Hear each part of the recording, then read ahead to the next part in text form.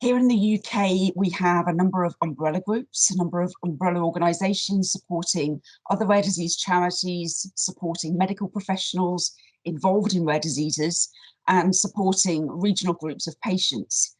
And one thing that became very apparent to us early on was that nobody was really getting a grip on what the impact of COVID-19 and the resulting response to that was going to have and was having on the rare disease population. So we decided 3 groups, CRDN, the Rare Revolution magazine, and Medics for Rare Diseases, to come together and to gather a community, a population of people from across the stakeholder groups. So we brought together around 30 individuals and organisations. They included other charities, they included healthcare professionals, those who worked in the pharma industry and were developing drugs or doing clinical trials and collecting evidence, and policymakers. We brought this group together to map out what was this impact and which elements of it were negative that needed to be future-proofed, and which were the opportunities that were emerging that we could maybe harness to make things better for the future. So that's really where we started. ARDEnt as a group then spent several weeks deciding, what do we prioritize? Which are the key areas that need some focus here? And we agreed together that we would explore impact on diagnostic delay, because we knew that that was an area that was already a huge issue for families and those affected. We would explore the impact on health and social care. Again, an area where there were already a lot of existing inadequacies. And we would explore the impact on an already fragile research, evidence collection, and drug development area. So we targeted these 3 broad areas, and interestingly, these 3 broad areas were also 3 of the 4 priority areas that emerged for the new UK rare disease strategy later in 2021. So we collected lots of detailed information through semi-structured interviews, and ultimately we brought all of this information together and we created a report called Making the Unseen Seen. And that was actually published back in 2021 in April.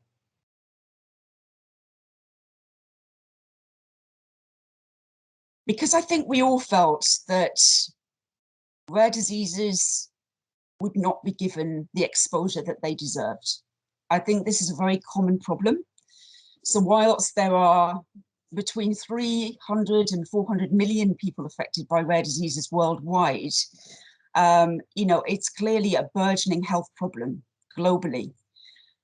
It often doesn't get the attention it deserves because each rare disease, by the nature of its name, affects very few people.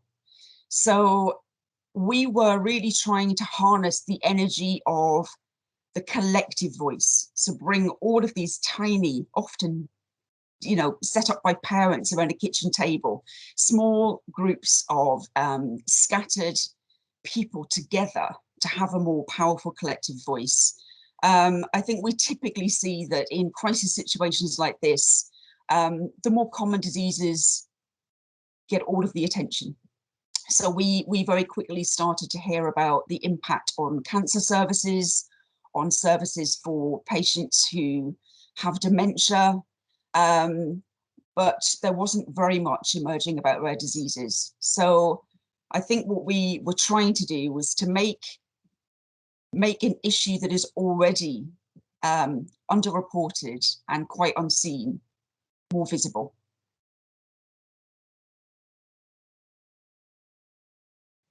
That's a very good question. We've had lots of interest in the ARDEnt project since we circulated the report and published that. People are really interested in this concept of bringing a collective group together of all stakeholders.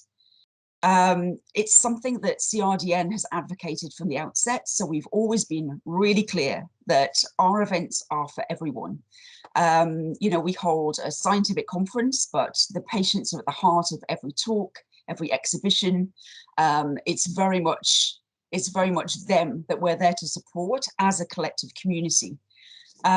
So I think the idea of ARDEnt is that it's very open. It's for all stakeholders. It's cross-sector. That in itself is rather unique, and it's definitely piqued people's interest. So what happens next? At the moment, we're actually running a series of webinars, but I'll talk about that shortly.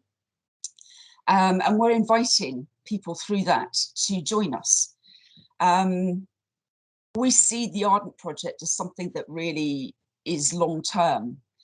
At the moment, it's nice because it isn't owned by anyone. Nobody's in charge. So the three organisations that founded ARDEnt are very much, you know, we're not the leaders. We're here to just keep it ticking over, but we want everybody else to join us. We're thinking at the moment that our focus next will be on the UK Rare Disease Framework and Strategy. If people aren't aware of that, it's a document that was released in April, I believe, maybe earlier, February 2021. And it follows on from the original UK framework, which was from 2013. The next steps, which are evolving at the moment, are the action plans. So each of the devolved nations needs to take that high-level document and decide what are they going to do about it? How are they going to actually implement the ideas that are suggested, the recommendations that are made? We feel that as a group, we can have a strong influence, not just on how those action plans evolve, but how they're held to account, how they're monitored. So we feel that that's our next project, that we'll be waiting for the development and the release of the new action plans. I believe that the England ones are going to be available from Rare Disease Day. We will review them together, and we'll be working out how do we make sure that we're monitoring that they're being undertaken successfully.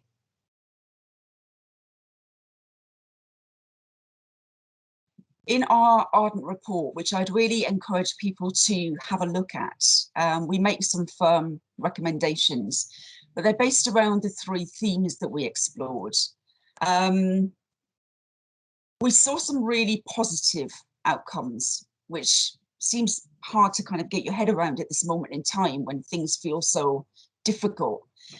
What we saw was a collective interest in new ideas which have been around for a while but have never been widely implemented. So, for example, the use of telemedicine as a tool. Now, if you are a rare disease patient, you typically will not just see one expert. You won't just see one doctor. You're often visiting clinics which are specialists in various parts of your disease. These diseases are often multi-system, multi-organ, and you will be disappearing off around the country to visit your various experts throughout the year. It's expensive, it's exhausting, it's complicated, and it's not necessarily essential. So what we've discovered during the pandemic is that actually these collections of experts can come together through a telemedicine call.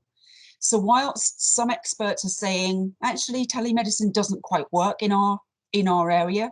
I mean, we heard from a dermatologist that really for him, trying to analyze and inspect somebody's skin through a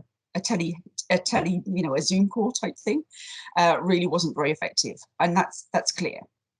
But there are lots of opportunities where it could be used more widely, and save the patient and the experts time, money, resources, and actually get them all together. I think many of our families have found that for the very first time, they've actually managed to get all of their experts together in one space. So there are opportunities such as that. There are opportunities in the area of drug development and collection of evidence. we very clearly saw a move towards decentralized trials. So the necessity for a patient to actually travel to a site, to a clinic, to have their tests done, beginning to diminish, alternative solutions emerging. One other clear area for exploration in the future and real opportunity is the idea of clinical trials and site visits for clinical trials being more virtual too. So decentralizing the whole process, making opportunities for people to actually track their own health at home, using health wearables, using technology, and sharing that data with their trial sponsors.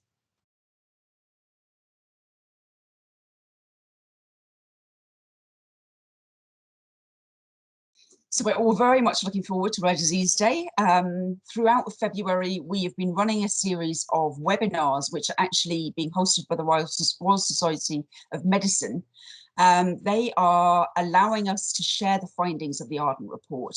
So weekly, Tuesday evenings throughout February, we're getting the word out about the impact of COVID and opportunities for the future. We're also running a new campaign this year. So we always run an online virtual awareness raising campaign. This year it's with our children that we support very much in mind, and it's a project called Rare Bear Life. So we've been working with a charity based in America called Rare Science, and they and an army of volunteers make these beautiful bears, each one with a unique number, and it's matched to a child with a rare disease. So our whole regional community of children here with rare diseases all have a rare bear, and using the hashtag, they're telling their stories about life living with a rare disease through their bears. So that's fun. Everyone should follow the hashtag and get involved. And finally, on Rare Disease Day, we're actually we're talking to our local genomic laboratory hub.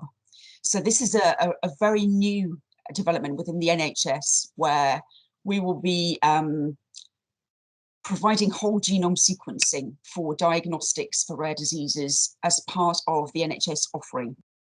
We also use Rare Disease Day as an opportunity to invite people to get involved. So our major event for this year is our Global Rare Fest. It's a public-facing, very exciting festival of science, technology, health, medicine, advocacy, and the arts. And we'll be inviting people through our Rare Disease Day campaign to get involved, come along, and find out more about Rare.